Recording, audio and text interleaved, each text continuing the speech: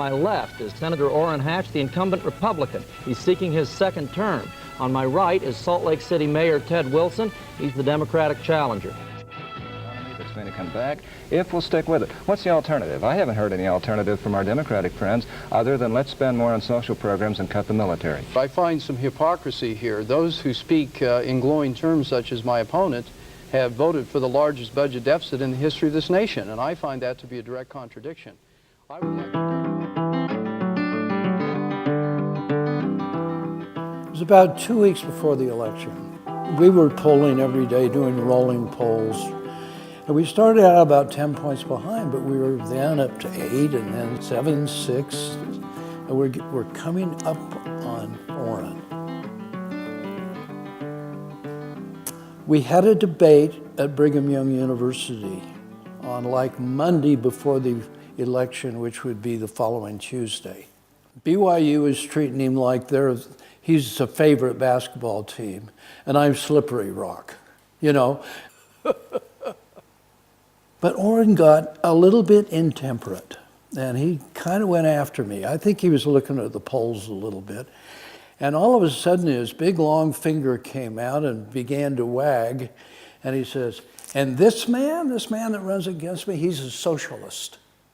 And the whole BYU crowd, enjoying partisanship, switched and went, oh.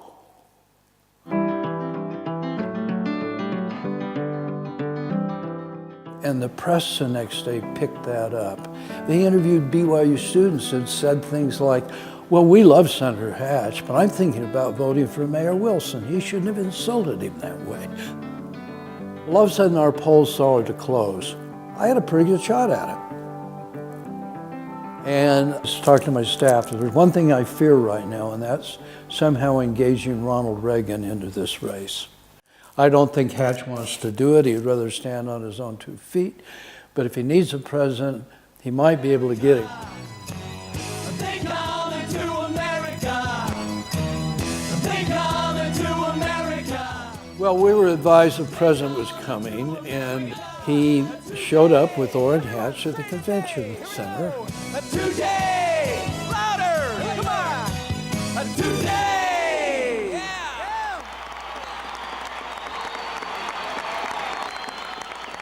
Your senator and my friend Orrin Hatch is one of the leaders in our quest. Thank you, and God bless you.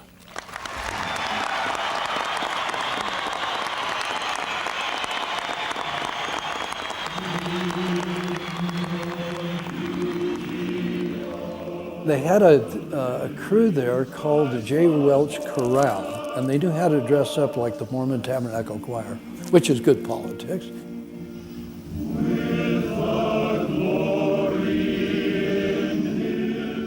Mine eyes have seen the glory of the coming of the Lord. I mean, one of the great songs in the world, and as patriotic as you can get.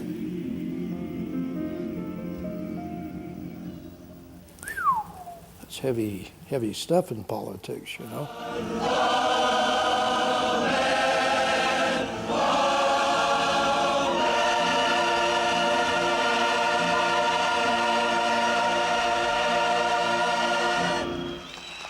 And all of a sudden, the cameras go in on the president, and a tear rolls down his cheek. And it was pretty much over. The polls reversed. I lost by a fairly good margin. This is excellent politics. And, you know, people may not like politics, but you have to appeal to people to win a vote, and they had done a masterful job of that.